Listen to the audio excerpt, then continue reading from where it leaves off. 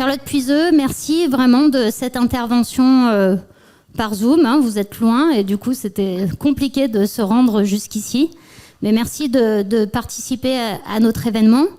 Donc aujourd'hui, on va élargir un peu le thème de l'inceste et parler des questions de violences sexuelles et des violences sexuelles à l'encontre des personnes handicapées, puisque il y a souvent une grande vulnérabilité et de nombreux cas de personnes concernées. Vous êtes psychologue, docteur en philosophie, et il y a un livre qui vient de paraître, De chair et de fer, vivre et lutter dans une société validiste, qui est paru aux éditions La Découverte, que vous pourrez trouver auprès de notre librairie préférée, la Carline, que vous ne voyez pas, mais qui est sous notre chapiteau avec nous. Et vous êtes aussi membre du collectif Les Dévalideuses. Donc je vous laisse nous présenter tout ça et je vous remercie. Merci beaucoup Marion pour cette présentation et de m'avoir invité à participer à ce colloque. Donc du coup, moi en effet, je vais vous mettre le PowerPoint en même temps pour que vous ayez voilà. Je vais vous parler de la question des violences sexuelles à l'encontre des personnes handicapées, et notamment des personnes sexisées handicapées, puisque c'est une réalité qui est très frappante au croisement du sexisme et du validisme. Donc moi, je m'appelle Charlotte Puiseux. Donc comme l'a dit Marion, je suis docteure en philosophie et autrice, psychologue aussi, mais je n'exerce plus cette activité pour l'instant. Et je suis aussi militante anti-validiste et anti-féministe, notamment au sein de deux associations que sont Handiparentalité et donc, sur des questions, voilà, comme son nom l'indique, de parentalité, puisque je suis moi-même maman, et surtout au sein des Dévalideuses, un collectif anti-féministe. Je vais vous présenter rapidement les Dévalideuses. C'est donc un collectif qui s'est créé fin 2019 à l'intersection justement des questions de sexisme et de validisme spécifiquement,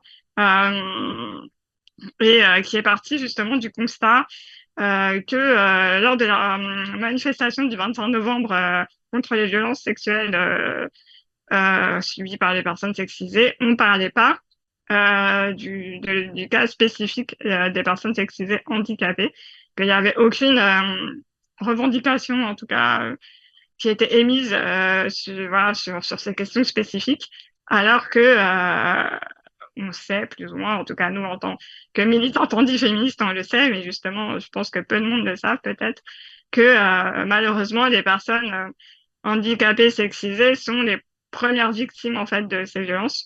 Il y a eu des enquêtes qui ont été menées par l'État, qui ont donné lieu à des rapports qui sont trouvables sur Internet, sur le site de l'Assemblée nationale, du Sénat. Il y a plusieurs rapports sur ces questions-là, et où on voit vraiment des chiffres exponentiels sur la question des violences sexuelles à l'encontre des personnes sexisées handicapées. Donc voilà, ce constat-là nous a d'autant plus choqués que du coup, on s'est dit, même au sein des milieux féministes qui combattent ces violences, on parle pas spécifiquement de ces questions-là, il n'y a pas de revendication sur ces questions-là. Donc on a créé le collectif. Bon, bien sûr, ça va au-delà de la question des violences sexuelles. Le collectif s'intéresse à tout un tas d'autres sujets. Mais c'est vrai que ça a été un peu le moteur qui a fait naître le collectif. Et voilà, on s'est dit que c'était important justement de mettre en lumière la place spécifique, comme je vous dis, pas seulement dans la question des violences, mais aussi dans la société en général, la place spécifique des personnes sexisées handicapées qui du coup subissaient une double oppression au croisement du sexisme et du validisme. Donc voilà, donc après, je vais revenir un petit peu notamment sur la question de validisme, parce que je sais qu'elle est très peu connue du grand public. Donc bon, je vais peut-être pas forcément vous demander, parce que ça va être un peu compliqué techniquement. Des fois, je fais ça, mais Mais c'est voilà de ce que c'est pour vous le validisme, si vous connaissez, si vous en avez déjà entendu parler. Mais c'est vrai que souvent on me répond non. Donc, donc je vais expliquer un petit peu ce que c'est. Donc le validisme, ça vient du mot anglais ableism, euh, qui, euh, qui est apparu dans les milieux militants au Royaume-Uni et aussi aux États-Unis dans la deuxième partie des années 80. Donc par rapport à la France, quand même pas mal de temps avant. Nous, on a eu réception de ça beaucoup plus tard. Et donc, donc ce mot, il a été traduit en français notamment par validisme, mais seulement au début des années 2000. Donc, on date un peu l'apparition du mot français validisme avec un texte d'un militant handi qui s'appelle Zig Blanquer, qui avait publié sur Internet, et toujours disponible d'ailleurs, un petit pamphlet en 2004 qui s'appelait La culture du valide occidental, et qui est un peu comme ça la première utilisation du terme validisme en français pour expliquer ce que c'est, etc. Alors après, on utilise aussi parfois le mot capacitisme, mais ça, c'est beaucoup plus au Québec, par exemple. Au Québec, Yale utilise beaucoup ce terme-là, qui est intéressant, je trouve, parce que du coup, ça accentue sur la notion de capacité qui est importante dans la construction du système validiste, mais c'est vrai qu'en France, on l'utilise pas trop. C'est le mot validisme qui est plus utilisé. Donc le validisme, c'est quoi? C'est en une phrase le système d'oppression vécu par les personnes handicapées du fait de leur non-correspondance aux normes médicales et sociales aussi, établissant les termes de la validité. Donc, comme je vous disais, la question des capacités, elle est importante parce qu'en fait, on va voir qu'il y a toute une grille de capacités qui va être mise en place, notamment par les médecins, dans le monde médical. Alors, quand je parle de capacités, ça va vraiment des capacités physiques, mais aussi des capacités psychiques, des capacités mentales, des capacités sensorielles. Enfin, voilà, c'est toute une grille comme ça de lecture de ce que sont capables ou non de faire les individus. Mais au-delà de ça, en fait, il y a un système de valeurs qui va s'instaurer aussi sur justement ces capacités ou ces non-capacités qui sont attendues, c'est-à-dire que les médecins s'attendent à ce qu'une personne soit capable de faire tel acte, tel acte, tel acte, avec des tests. Hein, on pense notamment aux tests de QI, par exemple, voilà, des tests ou des tests physiques, des tests vraiment très codifiés que les personnes vont devoir passer. Et si comment dire,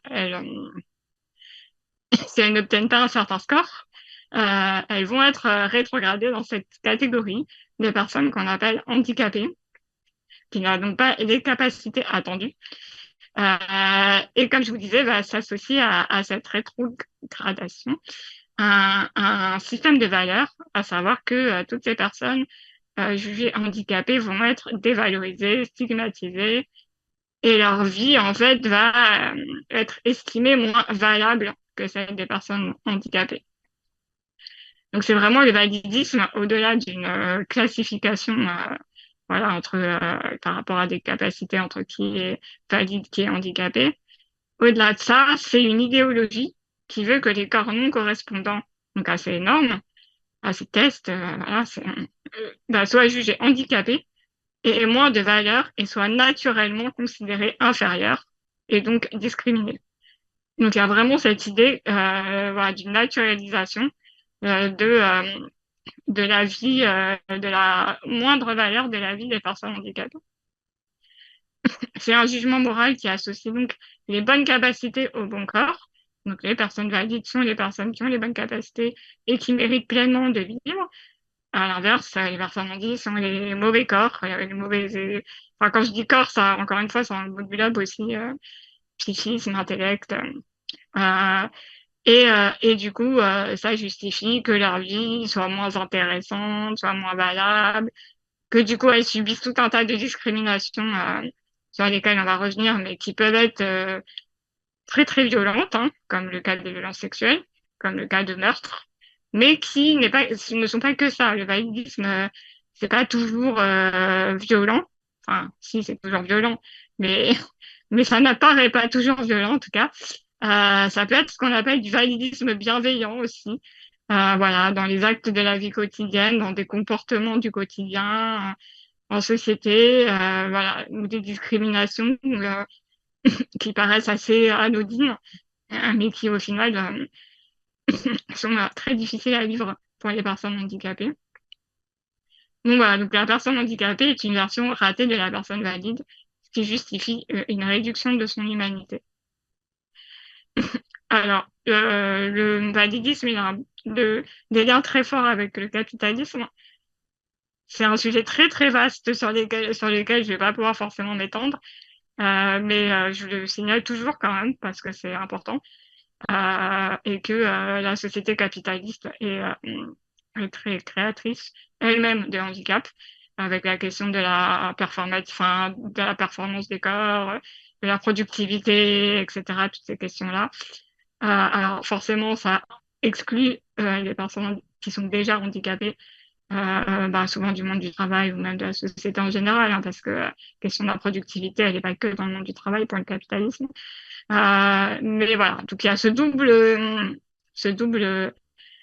lien, c'est-à-dire l'exclusion des personnes qui sont déjà handicapées de la société à cause du capitalisme, mais aussi la création de handicap par le capitalisme lui-même. Donc le validisme, ce qui est important de aussi bien comprendre, c'est que c'est un système qui touche toutes les sphères de la société. C'est pas juste un domaine qui sera impacté.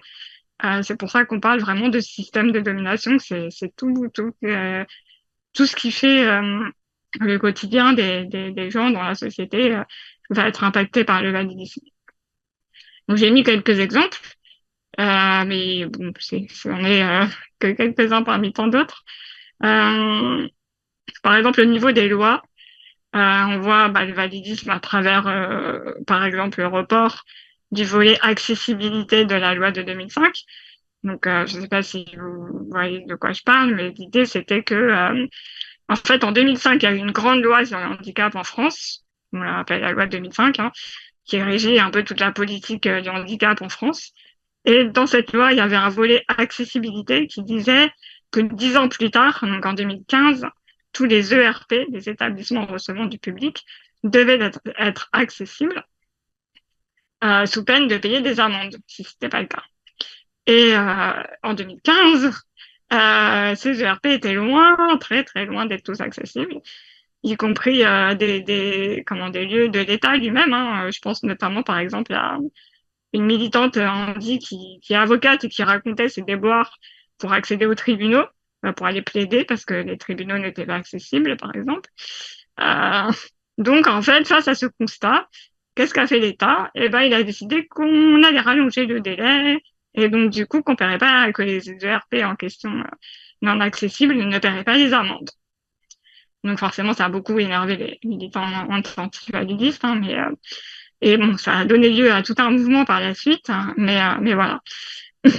Et puis, il y a eu la loi Elan aussi, en 2018.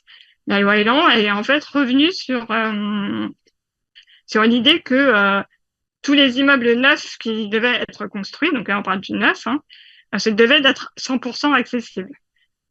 Et ben la loi Elan, en fait, elle est revenue là-dessus en disant non, c'est trop compliqué 100%, on va faire du 10% finalement. Donc en fait, à l'heure d'aujourd'hui, les nouveaux immeubles qui sont construits ne sont pas 100% accessibles, ce qui est une aberration en fait, parce qu'en plus on sait que l'accessibilité, quand elle est prise en compte dès le début, elle n'est pas si chère que ça. Elle a été estimée entre 1 et 3% du coût de la construction. Alors que quand on construit quelque chose qui n'est pas accessible et qu'ensuite on doit faire des travaux pour que ça le devienne, là le budget explose, en effet. Donc en fait c'est un contresens total et puis surtout ça a des conséquences voilà, sur les personnes handicapées qui ont déjà beaucoup de mal à se loger, déjà une. Donc voilà, et puis en plus aussi ça a des impacts sur leur vie sociale parce qu'en fait même si elles ont des lieux de vie accessibles, En fait, comme tout à chacun une, elles ont envie d'aller voir leur famille, leurs amis, voilà. Et en fait, la plupart du temps, ces amis, cette famille vivent dans des appartements qui ne sont pas accessibles. Donc, en fait, il y a un réel impact aussi sur la vie sociale des personnes ont dit. Ensuite, je voulais revenir sur les composantes médicales.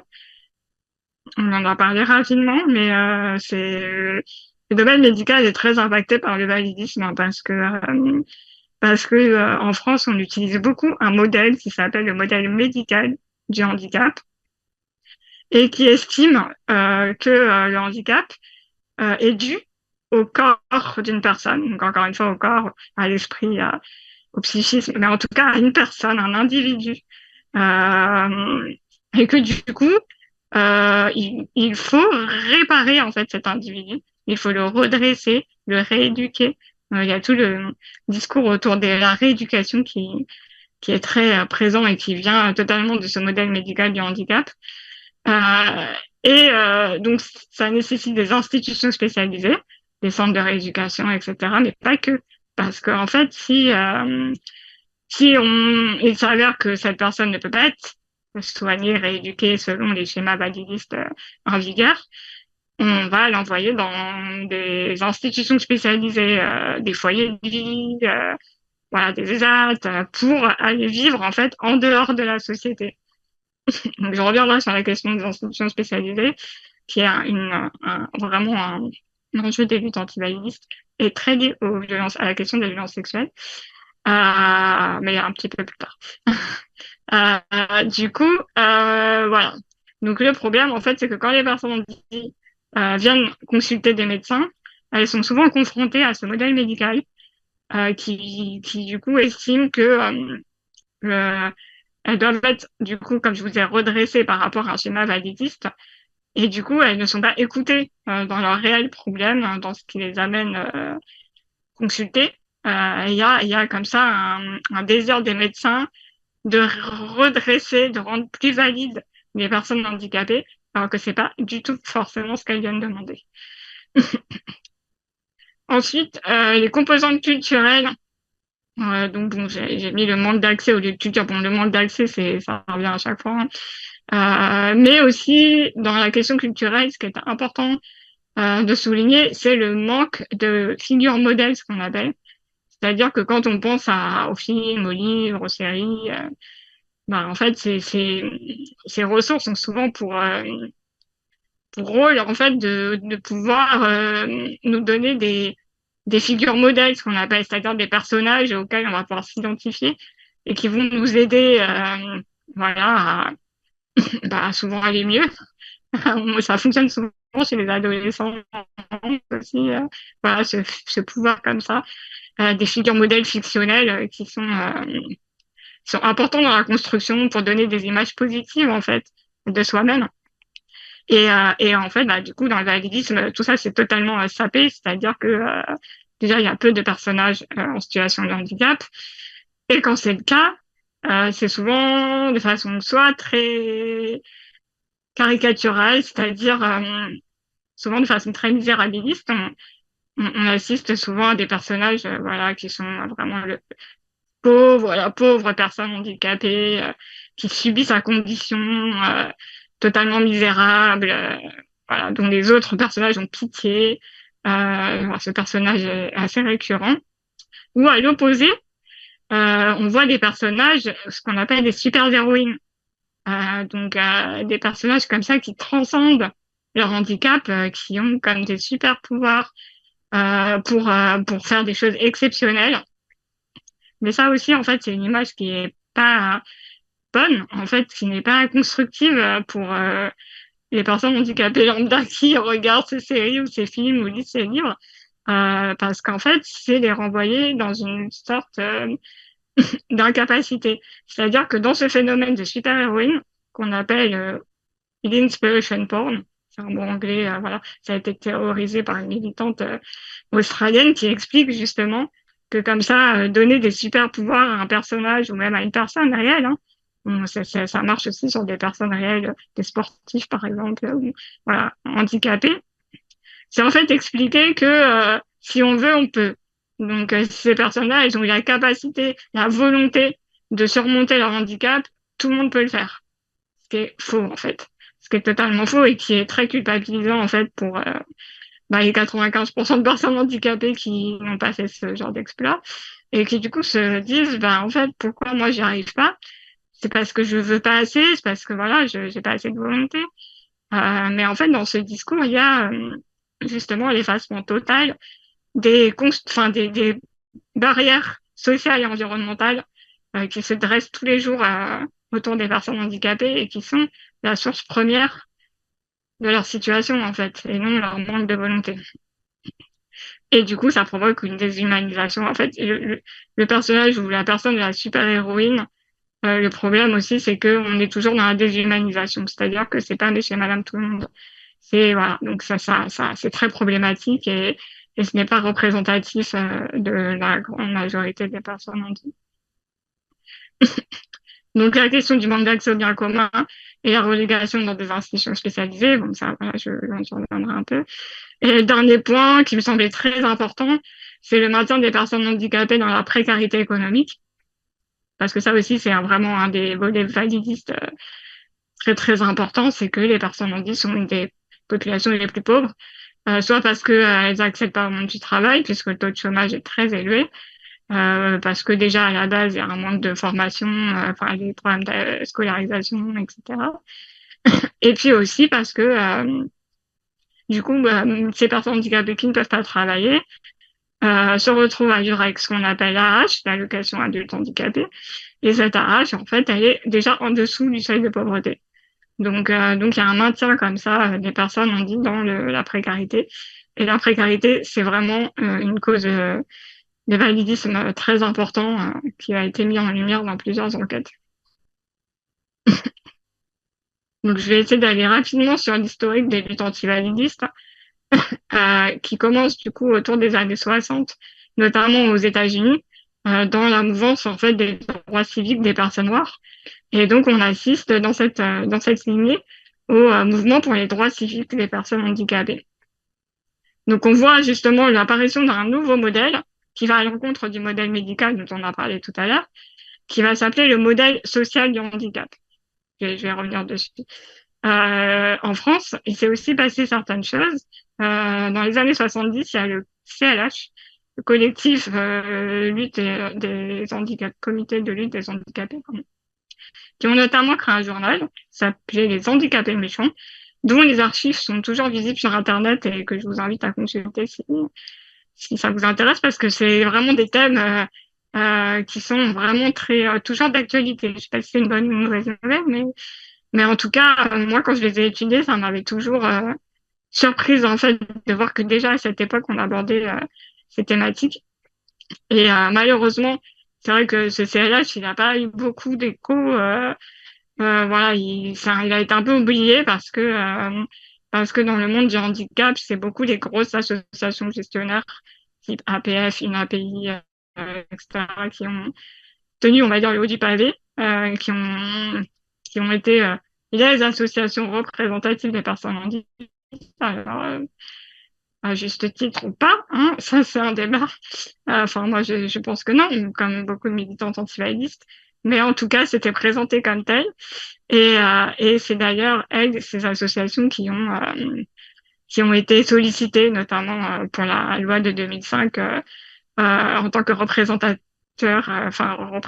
pardon, des personnes handicapées. Ce qui a d'ailleurs créé beaucoup de soucis parce que du coup, c'est pour ça que je vous disais que la question de la représentativité de ces associations avait été mise en cause parce que vu ce qui s'est passé, notamment en 2015, où voilà, avec le report du volet accessibilité dont je vous ai parlé, ces associations ont cautionné ce report. Donc en fait, beaucoup de personnes handicapées se sont dit, mais en fait, elle représente pas du tout nos intérêts, et c'est pour ça qu'en 2015, on a assisté à un renouveau un peu des collectifs antivalidistes qui se sont créés, donc voilà, suite à cette action de non au report du volet accessibilité. Donc le modèle médical, je vais pas forcément revenir dessus, je vous ai déjà expliqué ce que c'était. Donc juste que voilà, la France elle a une grande tradition de ce modèle, alors que c'est pas du tout le modèle qui est utilisé dans les instances internationales. C'est dans les instances internationales le modèle social du handicap qui est maintenant utilisé. Donc le modèle social du handicap, c'est de penser du coup à l'inverse, le handicap comme une expérience collective d'un environnement inadapté. Donc là, on sort voilà, justement de l'individu, du handicap qui serait défini par l'individu. Et du coup, on le définit comme une expérience en fait voilà, d'un environnement qui n'est pas adapté. Donc ça veut dire que cet environnement, il a été pensé par et pour les personnes valides. Donc il y a aussi les enjeux de représentation politique. Voilà, pas de personnes handicapées dans les instances politiques ou très peu. Donc du coup, bah, les intérêts des personnes handicapées ne sont pas portés. Et du coup, l'environnement social est construit sans leur point de vue.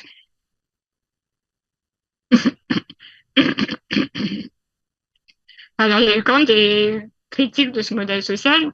J'explique juste pourquoi. C'est que certains militants, certaines militantes ont été très loin en disant que le handicap n'était que construction sociale.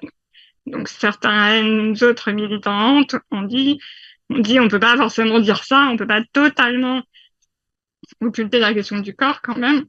Voilà, même si, bien sûr, la question de l'environnement est fondamentale. Ça, personne ne remet en cause que c'est une grande partie de, de ce qui fait le validisme, en fait, de la non prise en compte de l'environnement et la façon dont il est aménagé. Mais bien sûr, il y a quand même la question du corps euh, qui, euh, qui a été remise un peu dans les débats par des militants entendus. Donc, par exemple, Tom Shakespeare, j'ai noté.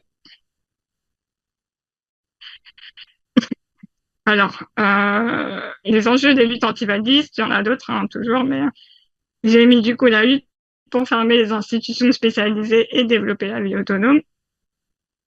Donc, la lutte pour l'accessibilité des lieux publics, la lutte liée à la sortie de la précarité et la lutte contre les violences faites aux femmes handicapées, qui a été, comme je vous l'ai dit, une grande cause aussi dans les mouvements dits féministes. Parce que, du coup, le féminisme et le mouvement queer ont aussi semé voilà, dans les milieux antivalidistes. Euh, et donc, du coup, tous les enjeux, justement, autour de la réappropriation des corps, de la sexualité, voilà, c'est des enjeux aussi qui questionnent sur lesquels se battent les personnes handicapées.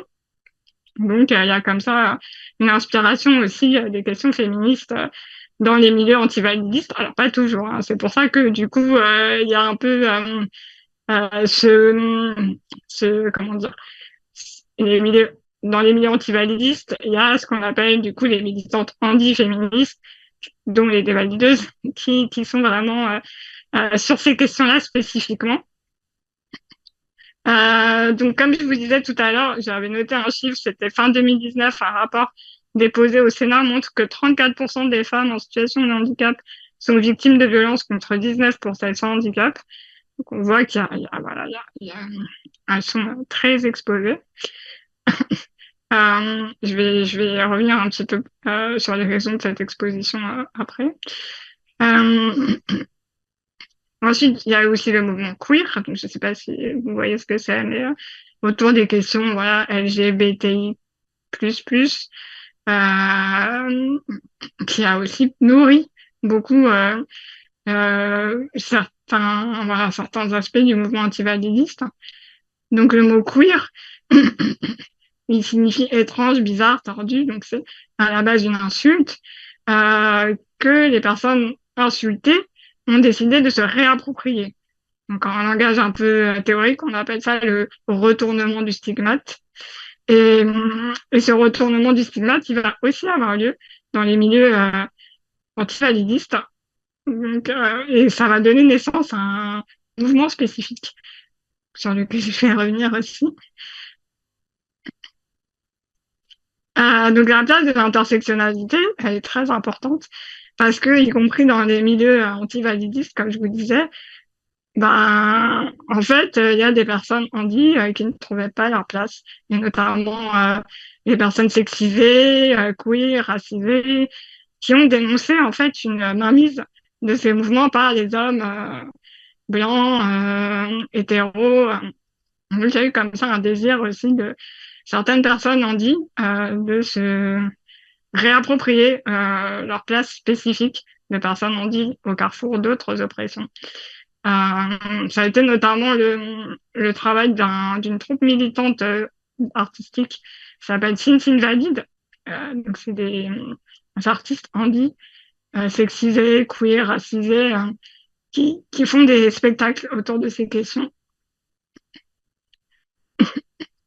Donc, je vais vous dire enfin le mot en question du mouvement dont je vous ai parlé, c'est le CRIP. Donc, le CRIP, c'est justement ce que je vous disais, un mouvement qui s'est créé au sein du mouvement antivalidiste, donc avec tous les apports du modèle social, voilà, de la notion de validisme, etc., mais qui a voulu travailler les questions d'intersectionnalité, et notamment au carrefour des luttes queer. Et donc, voilà, c'est un croisement du mouvement pour les droits civiques des personnes handies et du queer. Et on voit en fait à travers le mot creep lui-même, qui est une réduction de cripple, bah, le même processus de retournement du stigmate qu'on a évoqué avec le mot queer, puisque l'idée c'est comme ça de se réapproprier un mot qui est pas forcément très positif à la base. Donc on voit aussi, comme je vous disais tout à l'heure, le développement de l'handiféminisme, donc qui s'intéresse spécifiquement aux intersections entre handicap et genre, pour mettre en avant la particularité des expériences vécues au croisement du sexisme et du validisme. Donc là, je vous invite à consulter le site des dévalideuses, c'est un sujet qui vous intéresse particulièrement. Et du coup, je voulais revenir sur quand même le cœur du sujet, que sont la question des violences sexuelles et sexistes spécifiques aux personnes handisexisées. Donc pourquoi en fait pourquoi ces violences elles touchent particulièrement ces personnes. Donc j'ai mis quelques pistes voilà qui ont été évoquées, pas que par moi, hein, par des différentes enquêtes, comme je vous ai dit, parfois des enquêtes très enfin voilà, par l'État, par le Sénat, par enfin certaines enquêtes militantes, mais d'autres très enfin, je sais pas comment dire, mais voilà, très oui, par l'État quoi. Donc ce qui explique le fait que ces personnes soient particulièrement touchées par la question des violences, c'est comme on l'a dit tout à l'heure, l'éloignement de la sphère de la sexualité. Donc, c'est-à-dire qu'on éloigne ces personnes de la question de la sexualité, socialement parlant, hein, c'est-à-dire on construit vraiment un environnement où ces personnes sont éloignées des questions sexuelles. Donc, ça veut dire pas de formation à la sexualité, par exemple, auprès souvent des adolescentes, on dit. Et puis, voilà, tout ce qu'on évoquait tout à l'heure, le fait que socialement, on estime que les personnes handies sont, on entend souvent le terme asexuel, voilà, c'est-à-dire privées de sexualité, on les renvoie à la sphère très, voilà, qu'elles n'ont pas les capacités, justement d'avoir des relations sexuelles, que ce soit physiquement, que ce soit aussi intellectuellement. Donc en fait, il y a comme ça un constat qui est fait dès le début et qui, du coup, bah, en fait, toute piste pour préparer ces personnes en fait à entrer dans la sphère de la sexualité, à leur apprendre par exemple ce que c'est que le consentement. Ça, c'est voilà, un sujet. Parce que notamment aussi avec des personnes qui ont des handicaps psy ou mentaux, il y a un vrai travail à faire là-dessus, sur qu'est-ce que c'est que le consentement. Mais comme je vous disais, on estime que comme c'est des personnes qui n'ont pas de sexualité, bon, bah, le débat est clos. Donc voilà, pas d'éducation à la sexualité, donc comme je vous disais. Il y a aussi un vrai dénigrement du coup de l'estime de soi des personnes handisexisées qui elles-mêmes intériorisent totalement le validisme et s'excluent de cette sphère de la séduction, de la sexualité, de leur potentiel, oui, de leur potentiel de séduction. Et donc, en fait, ce qui les rend extrêmement vulnérables, en fait. Et ce qui va les pousser souvent à accepter des actes qu'elles ne veulent pas. Donc, on parle du violeur bienfaiteur, donc c'est un concept horrible, mais voilà, qui est une réalité. En fait, c'est l'idée que, comme ces personnes sexualisées ont été totalement exclues du champ de la sexualité, quand une personne va s'intéresser à elle, en fait, elle va être perçue plus comme un bienfaiteur, c'est-à-dire quelqu'un qui s'intéresse à des personnes dont la société, auquel la société ne s'intéresse pas. Donc en fait, elles vont être auréolées comme ça d'une bonne action. Alors qu'en fait, c'est des violeurs. C'est des violeurs qui profitent de la situation pour pour que vis-à-vis de personnes qui acceptent du coup des choses qu'elles ne veulent pas, mais qu'elles ont intériorisées comme étant quelque chose de bien. On s'intéresse enfin à moi, donc je vais pas trop, voilà, je vais pas trop dire que je suis pas d'accord ou que ça me plaît pas. Donc voilà, il y a toute cette comment toute cette idéologie qui entoure vraiment les personnes handisexisées et qui est d'autant plus renforcée que les peu de personnes qui acceptent de dénoncer en fait ensuite des actes de viol ne vont souvent pas être crues. Parce que justement, souvent elles vont être renvoyées à cette idée, mais il s'est intéressé à toi, tu devrais être contente. Donc il y a comme ça ce renforcement bah oui, en fait, j'ai rien à dire, je dois me taire, quoi. Donc vraiment, ça faisait partie des revendications des valideuses là qu'on a menées suite à notre action de mi-septembre. On a fait ensuite toute une campagne sur les réseaux sociaux où on a mis en avant cette question des violences sexuelles, du fait d'être pas cru quand on était en situation de handicap. On avait notre slogan, c'était assez femme pour être violée, trop handicapée pour être crue. Donc voilà, c'était un des slogans de notre campagne. Donc ce concept voilà de violeur bienfaiteur et du fait que des actes de viol du coup soient perçus comme des bonnes actions. C'est vraiment un sujet qui est au croisement du sexisme et du validisme et qui est spécifique à ces questions-là, quoi.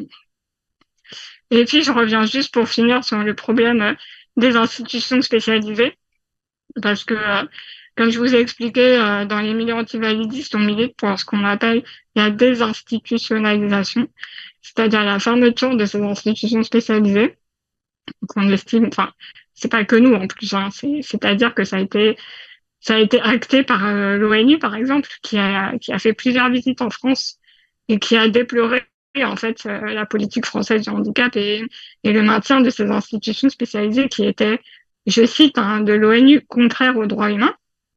Donc en fait, ces lieux sont jugés contraires aux droits humains par l'ONU pour tout un tas de raisons que je ne vais pas forcément tout évoquer. Mais en tout cas, il a été prouvé justement que ces institutions, par leur fonctionnement en fait en vase clos, comme ça, dans des lieux isolés du reste de la société, étaient des hauts lieux de violence sexuelle en fait. C'est-à-dire que dans ces institutions, il se passe beaucoup de violences sexuelles, notamment, pas que, mais bon, notamment celle-là, et que du coup, c'est des lieux où le silence règne, parce que il y a aussi les familles qui du coup n'osent pas dénoncer ce qui se passe, les personnes concernées encore moins, des rapports de domination très compliqués. Et donc voilà, ces institutions spécialisées sont très problématiques en général, mais notamment pour cette question-là. Voilà. Du coup,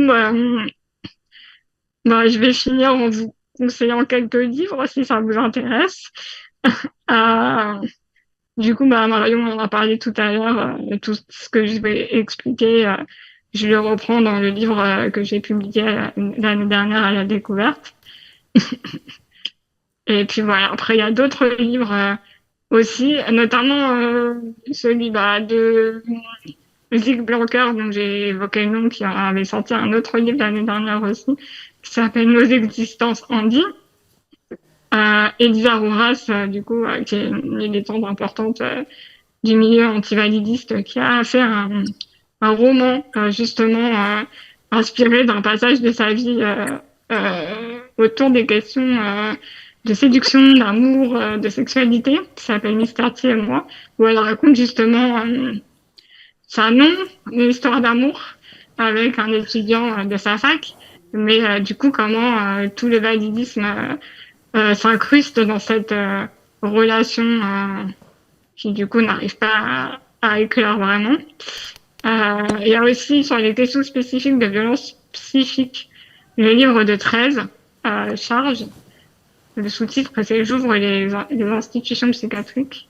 Et là, c'est spécifique à la question psy, mais voilà, c'est aussi très intéressant sur les questions de validisme, mais aussi de sexisme, parce qu'elle évoque beaucoup de situations justement de violence aussi au croisement de ces deux systèmes d'oppression. Voilà. Merci beaucoup.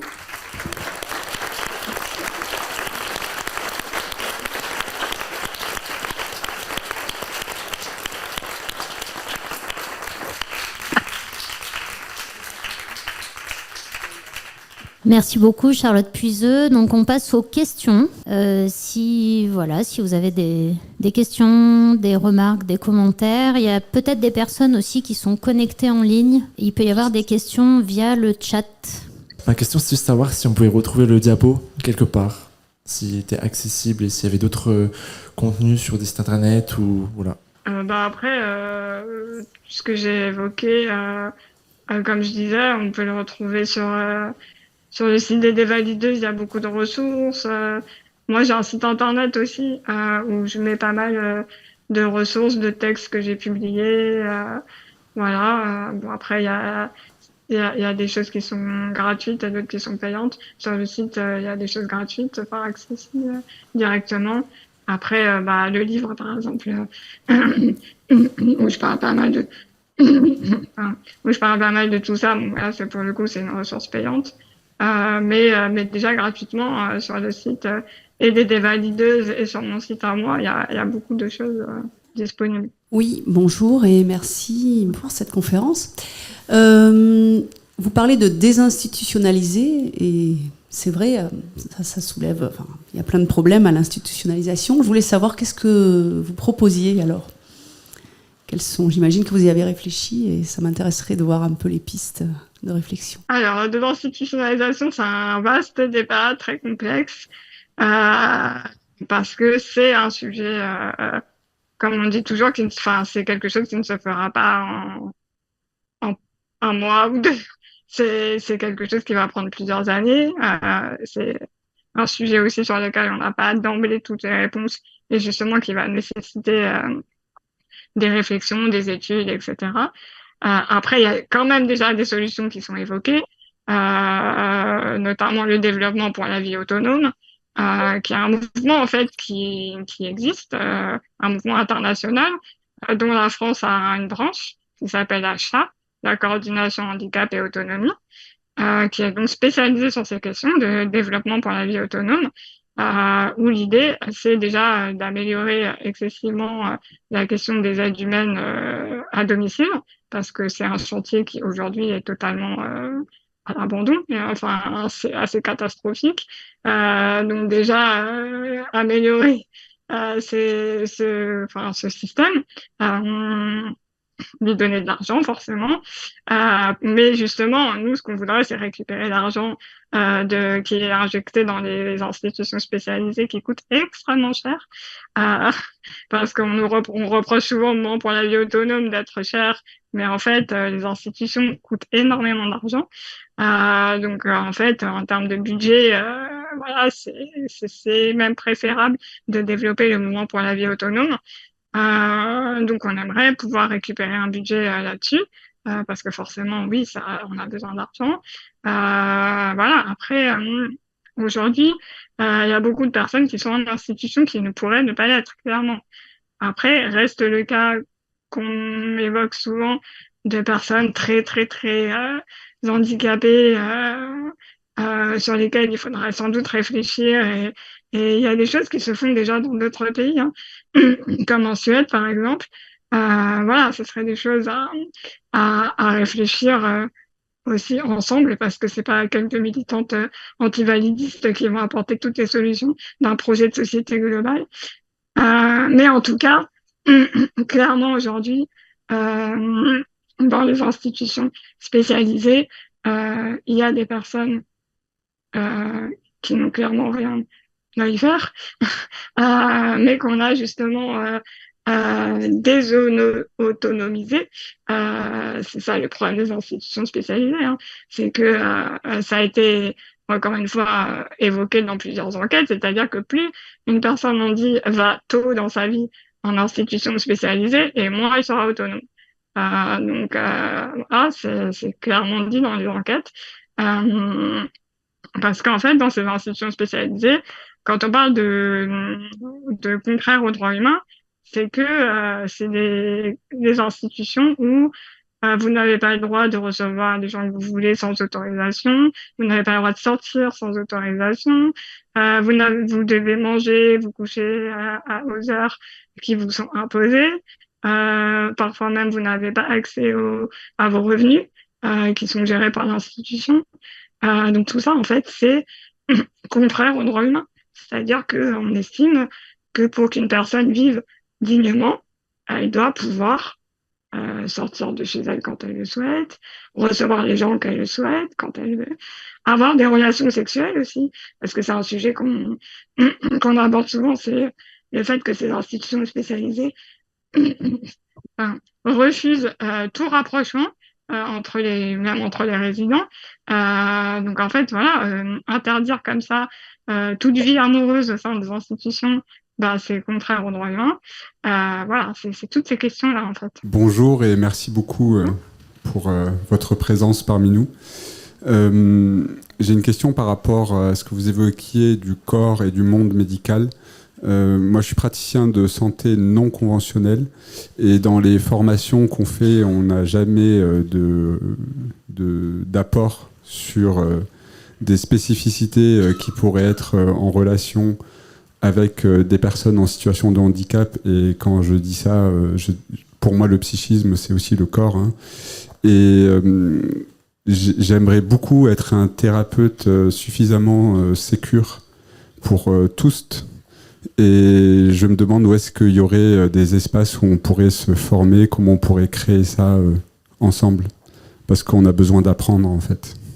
Ça, par exemple, typiquement, on est très sollicité au sein des valideuses auprès justement de professionnels de santé. L'autre fois encore, je faisais une formation auprès d'étudiantes en ergothérapie. On est très sollicité pour faire des formations sur la question du validisme, parce que comme vous dites, on nous dit mais c'est des choses dont on n'entend jamais parler, voilà. Donc c'est vrai qu'avec les valideuses, on travaille beaucoup la question de l'information et notamment des professionnels de santé. Donc voilà, donc après, oui, on propose des formations.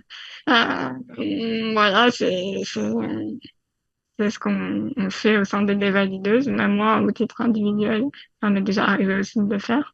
Voilà, après, je pense que ce qui est important, comme je dis toujours, c'est d'écouter ses patientes, c'est-à-dire ne pas, enfin, c'est une constatation malheureusement qui est souvent faite par les personnes handies.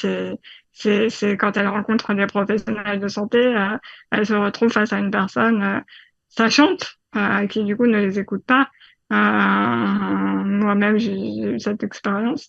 Voilà, cette impression que face à une situation quand même spécifique, auquel c'est normal, le médecin ou le professionnel de santé n'est pas forcément au fait, ça me semble primordial, en fait, même vital, je pense, que le professionnel de santé soit en capacité d'écouter la personne handicapée sur ses spécificités et de comprendre ses spécificités et de faire un vrai travail coopératif et non descendant comme ça où le professionnel sait et considère souvent la personne handicapée plus comme quelqu'un de trop stressé, de trop angoissé, de trop inquiet, qui va comme ça surestimer ses symptômes ou pas bien comprendre les enjeux de sa situation.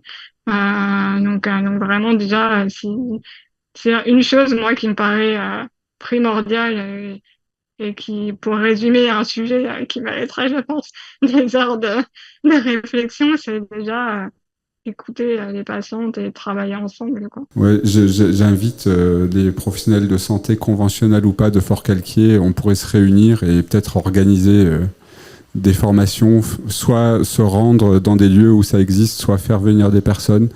On organise aussi avec l'association Art de Vivre des formations sur les violences conjugales et d'autres thématiques, et on pourrait dans la ville de Forcalquier et des alentours s'organiser ensemble pour organiser des choses comme ça. Merci. D'ailleurs, cette conférence est réalisée en partenariat avec l'association Ensemble et Différents, que nous remercions, et je vais continuer à faire tourner la parole. Alors moi, je porte pas ma voix, c'est la voix de Robin, qui est là-bas, cachée un peu derrière. Qui, d'abord, avant de poser une question, il voudrait dire... regardez autour de chez vous, vous verrez que des habitats fleurissent et que personne n'a rien à faire dans l'institution, peu importe le niveau de handicap. Regardez, nous sommes juste sous votre nez. Mais dit pas assez intéressant pour que vous leviez votre tête, mais venez nous rencontrer. Et il avait une question, il voulait savoir s'il y avait des personnes sans l'usage de la parole dans les deux collectifs auxquels vous appartenez, vous êtes engagés. Alors, au sein des valideuses, je ne crois pas, mais par contre, au sein du CLÉ, qui est un collectif, qui est le collectif antivalidiste, donc j'ai pas forcément évoqué, mais en fait, suite à, comme je disais, à mon report en 2015, il y a eu, comme j'avais dit, un renouveau un peu du mouvement antivalidiste, et ça s'est commencé notamment par la création du CLÉ, collectif lutte handicap, égalité, émancipation, qui a été un peu la matrice après de tous les autres collectifs qui ont pu naître ensuite. Aujourd'hui, au sein du CLÉ, il y a notamment une personne non binaire qui s'appelle, son nom d'artiste, c'est No Anger, qui du coup communique par tablette, ordinateur, voilà, en tapant avec ses pieds sur le clavier, qui est doctoreux en philosophie aussi, qui a fait une thèse, qui est aussi artiste, comme je vous le disais, et qui du coup communique en effet autrement que par la voie orale, et qui est une personne militante importante du mouvement antivalidiste. Du coup, en écho au témoignage de Robin qui disait des habitats différents, ils peuvent être tout près de chez vous, en fait, c'était pour expliquer qu'il y a sur Forcalquier la naissance depuis 2 ans d'un habitat inclusif, donc qui accueille des personnes qui pourraient être en institution et qui ont fait le choix de ne pas y aller et qui du coup vivent chez eux, accompagnés et avec une démarche de remettre le devenir de la personne au centre, avec la volonté de vraiment, au-delà d'entendre les besoins de la vie courante dont on se préoccupe régulièrement, etc., d'aller plus loin que ça et de se dire, ok, chacun a envie de vivre sa vie, et Estelle et Robin aussi, et du coup c'est ça un peu le projet qui est présent aussi à Forcalquier et qui est tout à fait ouvert. J'ai entendu, Robin, dans ton propos, l'idée d'un accueil et d'une ouverture, donc voilà, n'hésitez pas à venir passer la tête, faire coucou, et donc vous pouvez solliciter effectivement les gens Amalia et puis l'association Ensemble et Différents dont vous avez parlé.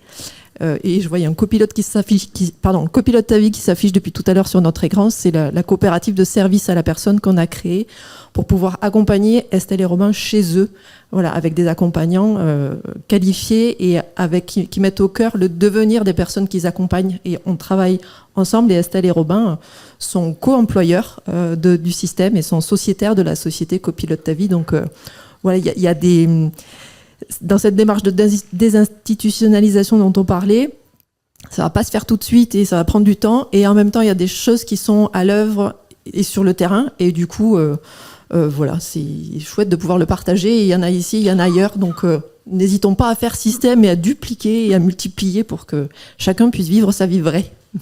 Merci. Oui, bonjour, merci pour votre intervention. Moi, je me demandais par rapport à quelque chose que vous avez dit sur le fait que les institutions étaient le haut lieu des violences sexuelles pour les personnes en situation de handicap. Et je me demandais qu'est-ce qu'il en était d'un point de vue à l'intérieur du cadre intrafamilial, des violences qui peuvent exister dans ce cadre-là. Merci. Alors, j'ai pas trop de données, j'avoue. C'est pour ça que justement que notamment j'avais pas mis la question d'inceste dans mon sujet, parce que c'est un sujet que je ne connais pas bien, sur lequel j'ai pas spécifiquement travaillé. Je peux pas trop vous répondre sur la question des violences sexuelles au sein des familles. Je préfère pas trop m'avancer sur un sujet que je maîtrise pas du coup. Il y a des chiffres dans la brochure de la Civis, j'amène le micro. Voilà, je l'ai pas emmenée, mais elle était là ce matin. Il y a une brochure de la Civis où ils ont fait un travail aussi là-dessus, et du coup, c'est possible de se renseigner. Je l'ai pas emmenée, donc je peux pas la lire. J'ai pas appris par cœur.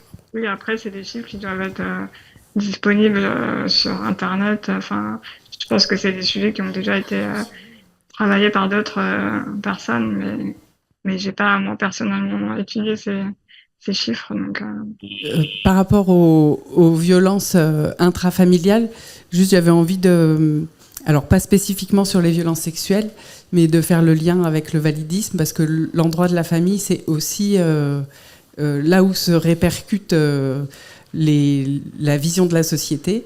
Et en tant que famille, on est en bout de course, et on peut du coup avoir la sensation d'être violent avec ses propres enfants ou adultes avec handicap.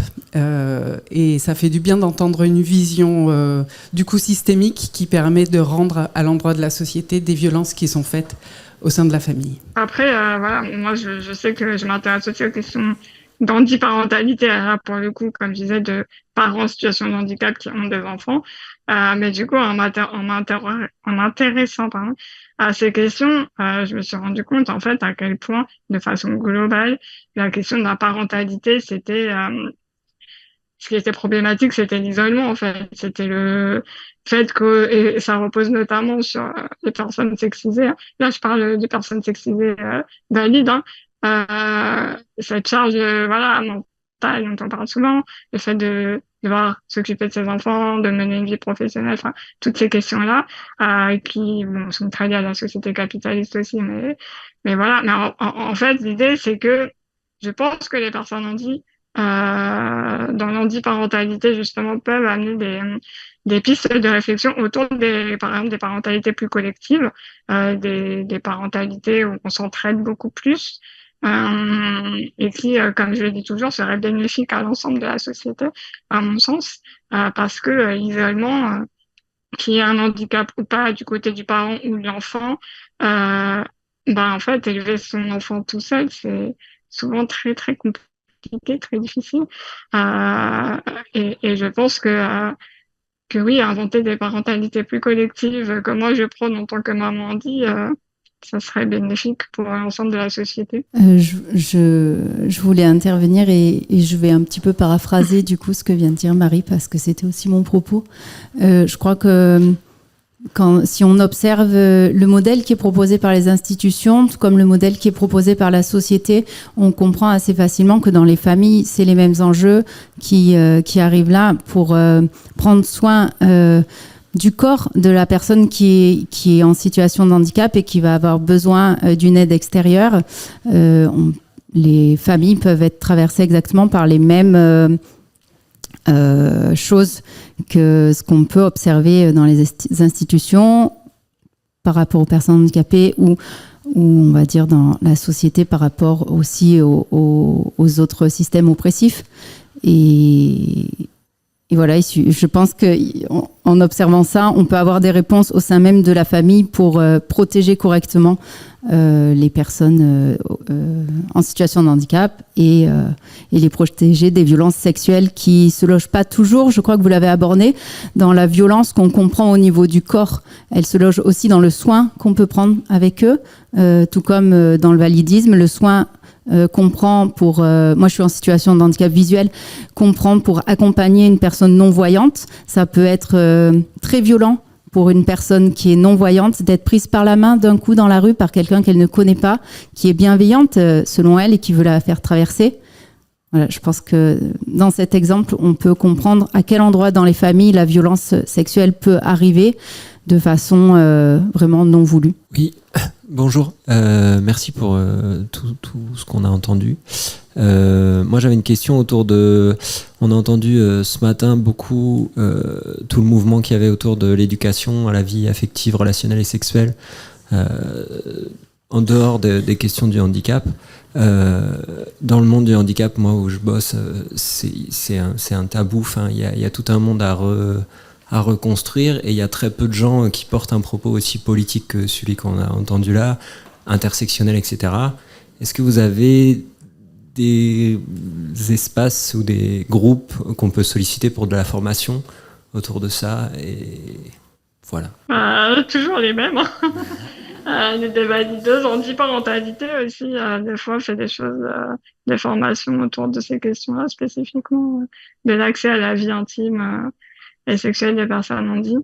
Voilà, après, voilà, la question de l'accès à la vie intime et sexuelle des personnes handies, elle a été traversée par la question de l'accompagnement sexuel, voilà, qui a fait débat au sein du mouvement antivalidiste, parce que ça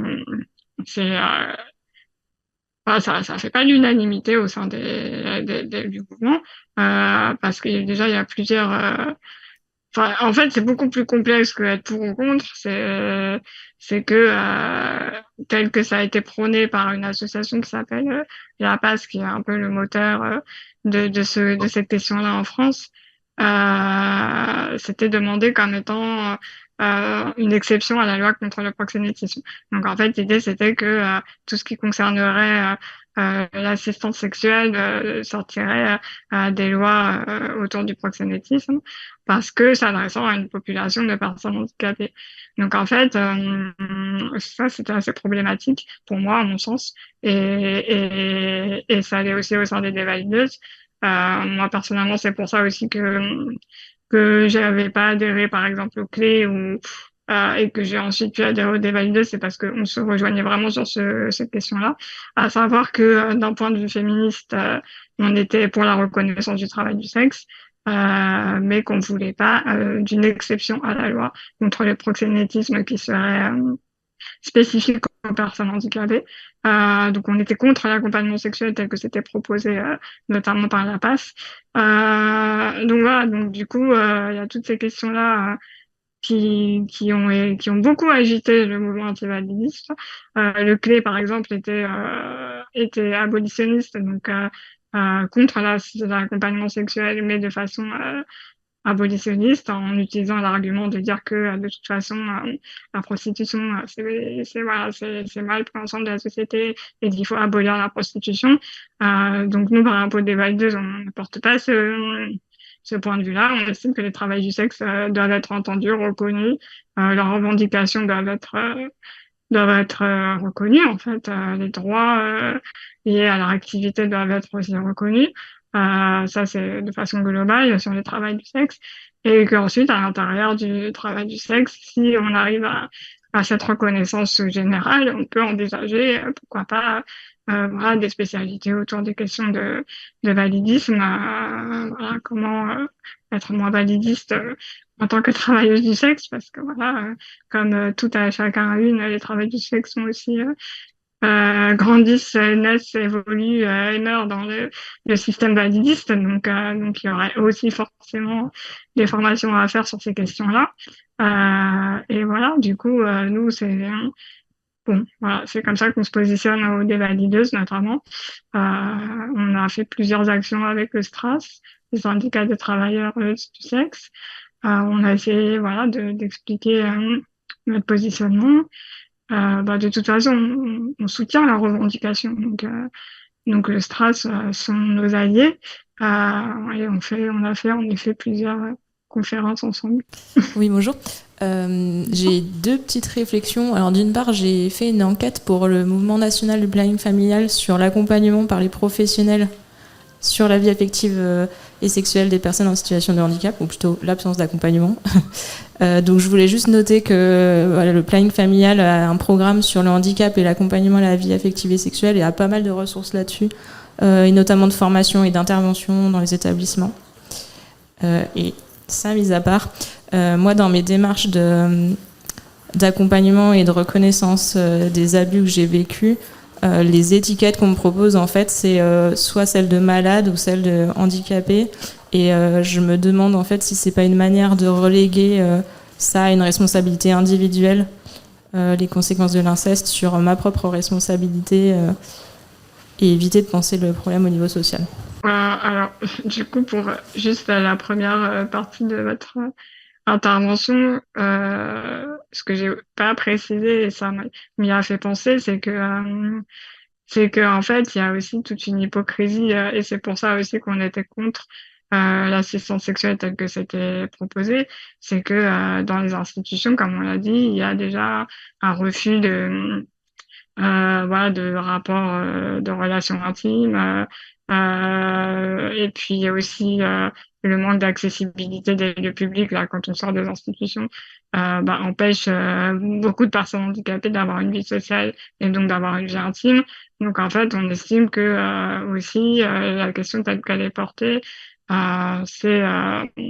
c'est très hypocrite parce qu'en fait ça masque des enjeux sur lesquels on se bat depuis longtemps et qui sont pas entendus, à savoir l'accessibilité des lieux publics, les questions des institutions spécialisées, qu'il y a des revendications qui sont faites sur ces questions-là et qui sont des vrais sujets concernant l'accès à la vie intime et sexuelle des personnes handicapées qui sont balayés quoi et donc du coup c'est aussi en ce sens qu'on était contre l'assistance sexuelle qui pour nous était une solution entre guillemets au rabais par rapport à des problèmes qu'on évoque depuis longtemps et qui sont pas du tout entendus.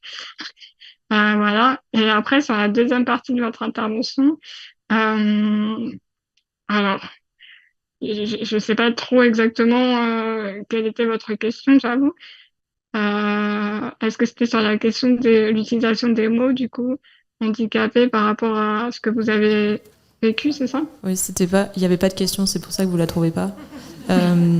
Non, je m'interroge juste sur mon parcours là de reconnaissance sociale en fait des abus que j'ai vécus. On me propose des étiquettes de malade ou de handicapé et je me demande dans quelle mesure ça c'est pour éviter de penser l'aspect social des violences et de me renvoyer la responsabilité individuelle des conséquences que je vis. Donc oui, il n'y a pas de question, c'était une réflexion. Alors on va bientôt devoir conclure. Il y a deux questions, une à laquelle vous avez déjà répondu en partie, qui est sur le chat, qui était donc, est-ce qu'en France on prône la possibilité d'assistantes et assistants du sexe pour les personnes handi qui le souhaitent, car je crois que cela n'existe pas actuellement. Ah oui, elle met « Ok, j'ai ma réponse », donc c'est bon, c'est répondu. Et la dernière question. Ouais, bonjour, je voulais juste savoir, est-ce que vous intervenez avec votre association auprès d'une autre grande sphère, si on peut dire comme ça, du handicap, c'est-à-dire chez les personnes âgées, que ce soit en EHPAD ou... parce que c'est aussi une vaste question. Merci. Eh bien, figurez-vous que ça a été un sujet abordé au sein d'ASSO, de se joindre aussi, d'ouvrir les questions aussi à la lutte des personnes âgées dans les EHPAD, etc. Pour l'instant, ça a été acté qu'on ne le faisait pas forcément. Pas que ce n'ait pas d'intérêt, et pas parce que justement, hein, si on s'est posé la question, c'est qu'on pense en effet que ça a beaucoup d'intérêt. Mais bon, on n'est pas encore assez nombreuses il y a encore trop de chantiers spécifiques quand même à ce que nous, enfin voilà, ce sur quoi l'association est vraiment centrée. On a déjà tellement de sollicitations que voilà, on ne peut pas, en fait, humainement parlant, forcément pour l'instant, trop élargir notre sujet et aller au-delà de, voilà, de ce qu'on, de nos capacités aussi bien numéraires que sur les sujets sur lesquels pour l'instant on a décidé de se concentrer. Mais après, oui, ça aurait carrément du sens. Et je vous dis, on s'est posé la question en effet. Parce que c'est totalement dans la lignée des questions de validisme, etc., hein, et d'institutions spécialisées et tout ça, quoi. Mais pour l'instant, on ne le fait pas encore. Un grand merci, Charlotte Puzeux. On doit terminer, parce qu'après, il y a un spectacle qui va enchaîner dans le chapiteau. Merci beaucoup à toutes les personnes présentes et sur Internet aussi.